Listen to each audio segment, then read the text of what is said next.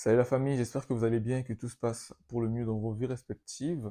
Donc aujourd'hui, on se retrouve encore pour une nouvelle vidéo où on va parler d'un sujet, je dirais pas qui me tient à cœur, mais c'est un sujet que je trouve quand même assez important qui touche beaucoup d'étudiants africains. Mais avant de continuer dans le sujet, j'aimerais juste faire une petite précision parce que il y a pas mal de personnes qui me demandaient mes coordonnées parce qu'ils voulaient que je réponde à certaines questions en privé et tout. Donc suite à ça, en fait, j'ai eu une petite idée, c'est essayer d'ouvrir en tout cas un groupe WhatsApp pour tous ceux qui voudraient postuler à Paris Saclay, parce que je me dis que répondre à une question, et surtout je constate que beaucoup ont souvent les mêmes questions. Donc l'idée c'est vraiment que si vous avez des questions, vous y posez dans le groupe et on essaiera, enfin moi du moins j'essaierai d'y répondre si j'ai la réponse, et derrière ça pourra aider d'autres personnes. Donc si vous êtes intéressé, vous avez juste à mettre en commentaire évidemment votre numéro et l'indicatif de votre pays, plus je sais pas combien, et votre numéro. Et ainsi, en tout cas, moi, lorsque je vais ouvrir le groupe, je vais vous ajouter directement. Ça permettra en tout cas à tout le monde d'être dans un même, enfin, dans un même truc, s'il faut le dire comme ça, et bah, de pouvoir échanger, mais aussi, dès qu'on répond à la question d'une personne, bah, vous avez tous la réponse et ça évite que chacun puisse avoir juste une réponse pour lui-même. C'est pas intéressant d'être trop individualiste. Ceci étant dit, on revient donc enfin, dans le vif du sujet qui est le but de la vidéo aujourd'hui. C'est un sujet, comme j'ai dit en amont, qui touche beaucoup d'étudiants africains. C'est le sujet concernant les finances, l'aide en fait, s'il faut le dire. Je m'explique. Beaucoup d'étudiants africains, d'ailleurs vous, hein, qui êtes en train de suivre cette vidéo, et qui faites la procédure compétence, vous venez ici avec l'idée de bah, j'aimerais aider ma famille. Et ça, je pense que ça a traversé la tête de tout le monde. Tout le monde veut aider sa famille. Et ça, je pense que c'est normal. Parce que, on le veut ou non, les moyens que vous aurez ici seront certainement supérieurs aux moyens que vous pourriez avoir dans votre pays dans les mêmes conditions. Donc, c'est normal d'avoir cette envie d'aider sa famille, d'envoyer un peu de sous et tout. Ça, je n'en dis quand même pas du tout. Mais enfin, le but de cette vidéo, c'est vraiment d'attirer votre attention dans le sens où on a souvent tendance à se mettre trop la pression en tant qu'étudiant. Et ça, malheureusement, c'est quelque chose que j'ai constaté. D'ailleurs, moi-même, ça m'est arrivé, hein. Mais c'est quelque chose que j'ai constaté et qui limite, et je peux dire que c'est dommage. Dommage à la fois pour nous-mêmes qui nous mettons naturellement la pression, mais dommage aussi pour ceux qui sont en Afrique qui ne comprennent pas que c'est pas parce que je suis arrivé ici que je suis forcément riche ou que j'ai déjà des millions et des millions de francs CFA dans les poches. C'est pas comme ça que ça marche. À la fois, ceux qui sont en Afrique doivent vous comprendre et aussi vous laisser un peu d'espace. Et à la fois, vous aussi, vous devez comprendre que vous arrivez dans un nouveau système. Évitez de vous mettre la pression. Il faut comprendre aussi autre chose, c'est que il y a des situations que vous allez rencontrer ici que vous n'aviez pas l'habitude de rencontrer dans vos pays. Et d'ailleurs, même que vous ne vous attendez pas, en fait. C'est-à-dire que vous arrivez ici, là, vous êtes tranquille. Je vais prendre un exemple simple. Un étudiant qui arrive ici et qui est au Crous, par exemple. Donc, il paie un logement, je prends un exemple, là, de 250 euros par mois. Il fait un job étudiant normal. Il touche peut-être, je sais pas moi, 600 euros. Voilà, vraiment, je prends un job étudiant tranquille. Et cet étudiant-là, c'est un étudiant qui se met la pression de se dire, bah, je dois envoyer l'argent au pays parce que voilà, voilà. Donc, qu'est-ce qu'il va faire? Il va essayer de minimiser au maximum ses dépenses. Donc, il va se dire, bon, je vais vraiment me faire violence, je vais vivre avec 100 euros. Donc, on a un étudiant là qui, sur 600 euros, se retrouve avec déjà en termes de dépenses par mois, allons-y, 350 euros. Il enlève 50 euros où il va peut-être avoir quelques imprévus.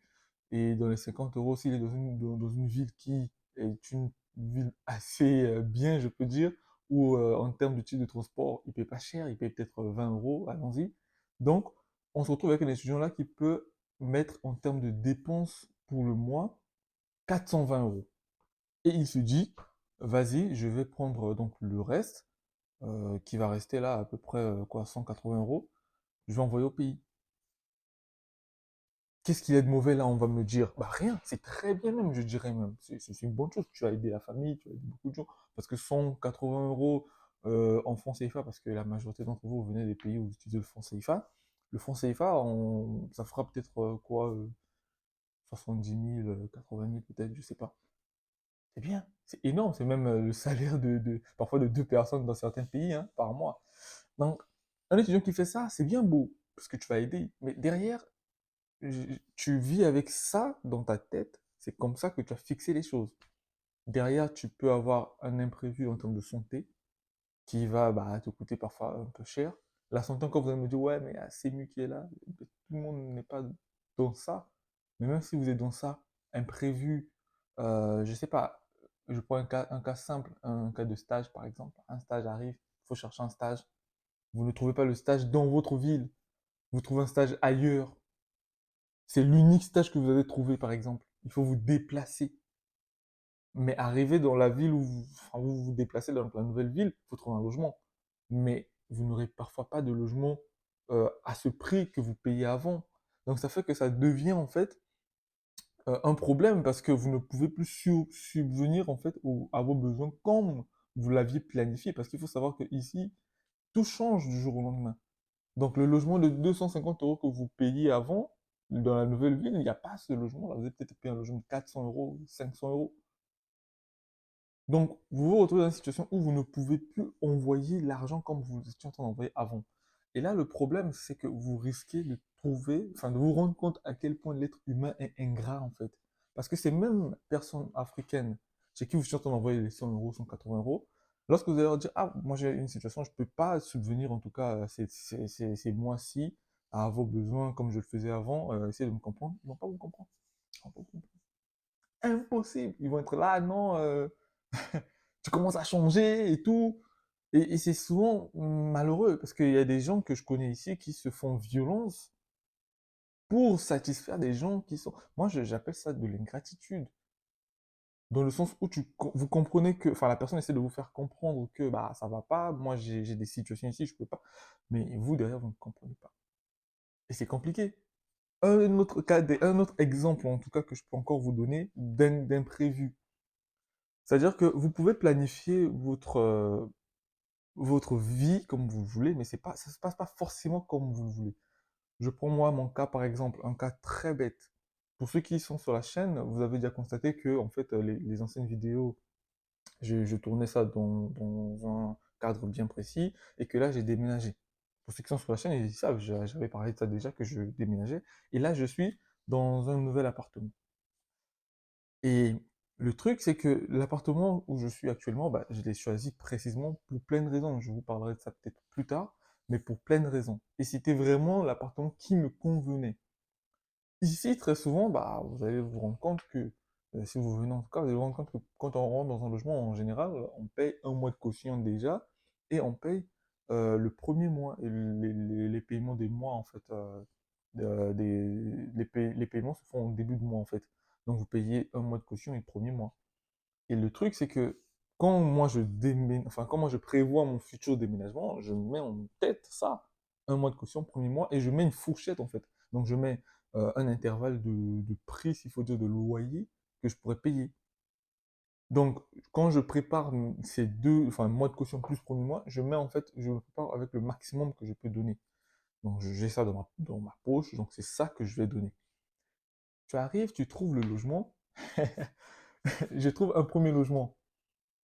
Les gars me disent pour le standing, parce que voilà, pour le standing que tu demandes, c'est 2 mois de caution que tu dois donner et le premier mois.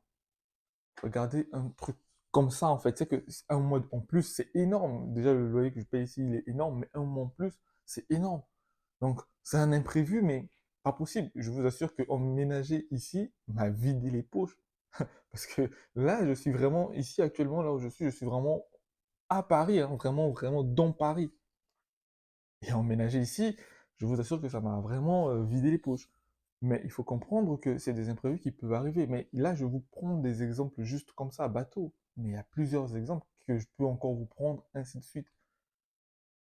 Il y a des gens, beaucoup d'étudiants, pour prendre encore notre cas, beaucoup d'étudiants ici euh, font des jobs qui très souvent sont payés, je dirais, à l'heure. Par exemple, vous allez arriver, vous allez vous rendre compte qu'il y a, il y a des structures comme McDonald's, enfin les fast-food comme McDo, KFC et tout ça, Burger King et tout, qui embauchent beaucoup d'étudiants. Beaucoup d'étudiants, vous allez venir, vous allez vous rendre compte que c'est là-bas qu'il y a beaucoup d'étudiants, il y a beaucoup de jeunes, c'est bien beau. Mais vous êtes payé à l'heure, sachant que vous êtes étudiant. C'est-à-dire que quand je dis vous êtes payé à l'heure, limite, je peux même dire à la seconde près. C'est difficile que sur 2 mois consécutifs, vous ayez le même salaire. Parce que vous pointez, en fait. Donc, il peut arriver que sur un mois, vous avez eu des problèmes, en fait, de sorte que ça vous empêchait d'aller travailler régulièrement. Vous avez parfois vos examens que vous préparez. Euh, c'est tellement chaud qu'au final, bah, vous allez être obligé parfois de sauter quelques jours de travail parce que ouais, faut travailler aussi pour vos examens. C'est quand même ça la priorité. Et derrière, qu'est-ce qui va se passer? Bah, vous n'aurez pas le même salaire. Si de base vous aviez par exemple 600 euros par mois, vous allez peut-être vous retrouver avec 400 euros, 300 euros. Parce qu'ils vont payer qu'en fonction des jours, enfin des heures que vous avez eu à effectuer. Vous faites comment? Ah, en fait, franchement, il faut quand même qu'on soit sérieux. Vous êtes étudiant, la vie étudiante ici, je vous assure, elle n'est pas facile. Encore quelqu'un qui travaille, oui, moi je veux dire, évidemment, tu aides. Faut aider, faut aider. Faut aider, en tout cas, déjà les parents, mais aider aussi à la hauteur de ce que tu peux faire. Ne vous mettez pas la pression. Les choses se font au cas par cas plutôt. Vous, en général, quand on vient ici, on a déjà une idée, une planification des choses, on a déjà carré. C'est-à-dire qu'on a déjà mis les choses dans les cases. Ah, je vais vivre avec temps, je vais faire ça, je vais faire ça, je vais faire ça. Quand vous allez arriver, si vous allez vous rendre compte que ce n'est pas toujours le cas, tu dois payer des factures, tu dois maintenant payer des factures. Des choses que tu ne faisais pas parfois chez toi, au pays. Donc, ce que tu dois maintenant faire, tu deviens responsable de toi-même. Et pour la plupart des gens ici, vous allez arriver, vous allez vous rendre compte que vous n'avez pas d'aide en fait. Il n'y a pas d'aide. Il n'y a personne qui, à la fin du mois, encore sa caille là, il va peut-être te donner quelque chose. C'est compliqué. Demandez aux étudiants qui arrivent ici et dont les parents, les premiers temps, on voit l'argent depuis le pays. Demandez-leur comment c'est pas facile. Il y a un moment donné, les parents leur disent, écoute, cherche un boulot là-bas. Mais pourquoi? Parce que déjà, ici, juste le loyer que tu payes. Mais au pays là-bas, c'est même parfois plus que le salaire de ton père. Tu fais comment? Tu fais comment? Moi, je prends juste, je me dis, si mon loyer là, je sais pas si on le met en francs CFA, ça fera combien? Mais ça fera beaucoup. Et ça fera beaucoup. Ça fera peut-être le salaire d'un cadre. D'un cadre, un grand cadre. C'est seulement le loyer. Donc maintenant, vous allez demander à des gens qui sont là-bas de vous envoyer l'argent, à la fois pour payer le loyer, mais aussi à la fois pour vivre. Mais ils vont s'écrouler. Ils vont s'écrouler. Ça sera très compliqué. Honnêtement, je vous le dis, ça sera très compliqué. Très compliqué. Donc, vous travaillez ici, mais il faut comprendre que la base, la priorité, c'est d'abord vous. Ceux qui sont là-bas et qui attendent de l'aide de vous, ils doivent comprendre que c'est plus tard, quand vous allez être installé, travailler, tout ça. C'est plus tard. Mais évitez de vous mettre vous-même la pression. Après, c'est comme je dis, si vous pouvez le faire, faites-le, mais ne le faites pas au détriment de vous-même, en fait. Et je le dis parce que beaucoup d'étudiants africains se retrouvent dans cette situation. Hier encore, j'étais avec quelqu'un, un étudiant africain d'origine guinéenne, qui me racontait sa situation. Mais c'est compliqué. C'est compliqué. Aidez quand vous pouvez, mais ne faites pas en sorte qu'en fait, ça devienne un standing. Que chaque mois, tel jour plutôt, je dois envoyer de l'argent. Non. Si ce mois-ci, j'ai eu un peu plus parce que bon, j'ai fait ceci, j'ai fait cela. Ah, bon, tu envoies un petit truc, c'est bon. Mais le mois prochain, s'il n'y a pas ça, il n'y a pas ça, c'est fini. Il n'y a pas ça. Tu dis non, j'aurais bien voulu, mais il n'y en a pas. Les gars qui vous mettent la pression là, tu bloques. Tu bloques un peu. Tu bloques un peu d'abord pour éviter le bruit inutile. Et ça, c'est vraiment quelque chose qui, moi, me tient à cœur parce que je remarque vraiment beaucoup de gens qui se retrouvent dans cette situation parce que de base, ils se sont d'abord mis la pression eux-mêmes, mais aussi ils ont la pression d'eux. Même récemment, j'étais sur TikTok, là, je voyais, il y a un mec là qui mettait enfin, je sais pas si c'était de lui-même, un cas personnel ou pas, mais qui mettait des audios qu'il recevait, je sais pas, de sa cousine qui lui demandait de l'argent, et il a réussi à envoyer 50 euros à sa cousine, et sa cousine, limite, le dénigrait en mode, tu m'envoies que 50 euros, toi tu es en Europe et tout. Il est étudiant, que 50 euros. Sinon pas. C'est-à-dire que si nos parents pouvaient savoir des fois les réalités qu'on vivait ici, mais je pense que des fois ils resteraient calmes. Si les gens qui sont en Afrique en tout cas savaient les réalités qu'on vivait ici, des fois ils resteraient calmes. Les gens en Afrique ne savent pas. Ils se disent que dans l'Europe, la France en tout cas, c'est ce qu'on nous... Arrêtez de voir les gens qui repartent au pays là pendant les vacances. Il y a d'autres ici qui sont dettes pour aller être des chefs là-bas, qui ici, pendant l'année en tout cas entière, essaient de trouver de l'argent par tous les moyens. Après, à la fin de l'année, ils repartent au pays pour faire des vacances et puis ils vont passer pour des rois là-bas. Arrêtez. Ne croyez pas que c'est la vie qu'ils vivent ici. On se connaît. On connaît comment ça marche. On connaît tout ça. Donc ne pensez pas que c'est vraiment ça la vie. Non, non, non, non. La vie ici, elle est dure. Il y a même de ceux qui, des fois, ici, là, ils disent, ah, voilà, je repars. Arrêtez, arrêtez de penser ça. C'est très difficile, mais c'est pas une raison non plus. En fait, ce que je veux dire, c'est que c'est vraiment pas une raison, mais il faut trouver le juste milieu dans le sens où vous êtes étudiants, ceux qui sont à l'extérieur doivent vous comprendre. Comprendre que vous n'êtes pas travailleur, vous êtes encore étudiant et que c'est pas facile. Vous avez vos études, vous avez la vie, mais vous avez aussi l'adaptation à faire, qui ça aussi n'est pas facile. On parlera peut-être beaucoup plus d'adaptation dans quelques mois lorsque la partie visa arrivera et que les premières personnes auront leur visa, ils viendront. Mais arrêtez de vous mettre la pression. Arrêtez. On est tous passés par là. Arrêtez. Donc toi qui es en train de regarder la vidéo là, qui fait déjà des calculs. Ah non, quand je vais arriver, je vais vivre avec 300 euros, 400 euros, je vais envoyer 200 euros à ma mère et tout. On aime beaucoup nos mamans, hein. Mais si toi-même déjà ici, tu n'arrives pas à terminer le mois et que tu n'arrives pas à t'en sortir très bien dans les études, tu vas envoyer de l'argent, oui, mais à un moment donné, le titre de séjour va te rattraper, tu vas pas pouvoir le renouveler, tu vas repartir au pays. Et quand tu vas repartir au pays, comment tu vas aider ta mère? Donc à un moment donné, il faut vraiment s'asseoir et se poser des bonnes questions. Aider, c'est bien, mais pas au détriment de vous-même. Ils doivent vous comprendre. Donc ne venez pas ici en faisant des promesses là-bas. Ah, bah, moi, je suis en train de partir là. T'inquiète pas, tu auras tes 200 000 par mois. Euh, c'est comme, en fait, dire ça, c'est comme des élèves qui viennent d'avoir le bac avec des moyennes exceptionnelles et qui arrivent à la fac et se disent, ah, je vais faire pareil. Arrêtez ça. En tout cas en Afrique, hein, parce qu'ici, oui, tu peux faire pareil.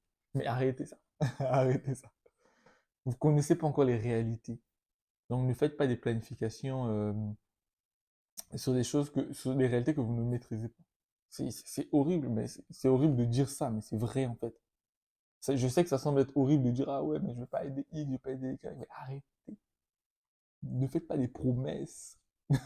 Je vous dis, ne faites pas des promesses. Là, vous êtes là, vous regardez, ne faites rien de stupide qui pourra derrière vous emmener des ennemis, avec des gens qui vont pas vous comprendre, qui vont être là, vous détruire. C'est-à-dire que vous, vous comprenez pas, déjà s'il y a une pression immense, imaginez maintenant qu'il y a des gens encore à l'extérieur qui vous mettent encore la pression. Tu vas craquer, mon frère, tu vas craquer. Tu vas craquer. Donc, sur ce, je vais vous laisser, les amis. J'espère que le message aurait été clair et le message est passé. Et vraiment, je vous souhaite d'arriver ici. Franchement, je vous souhaite d'arriver ici parce que si vous faites la procédure, c'est que bah, ça vous plaît. Je vous souhaite d'arriver ici et en tout cas, on va continuer à développer le sujet. Donc sur ce, je vous dis à bientôt dans une prochaine vidéo. Et si vous n'êtes pas abonné, ben faites-le. Si vous avez un commentaire à faire, laissez-le. Et je rappelle encore que il y a un groupe WhatsApp qui va être ouvert d'ici peu. Mettez vos numéros dans les commentaires. Ainsi, je pourrai vous ajouter. En tout cas, pour moi, la priorité, c'est d'abord ceux qui font la procédure, ceux qui font ou ceux qui voudraient faire la procédure Paris Saclay. Pour moi, c'est d'abord ça la priorité. Et dans les prochains jours, évidemment, il y aura des vidéos sur la procédure licence Paris Saclay, parce que si j'ai vu quelques commentaires là-dessus, la partie licence, comment s'inscrire en licence. Donc, je vous laisse et je vous souhaite en tout cas une bonne fin de semaine. Ciao, ciao.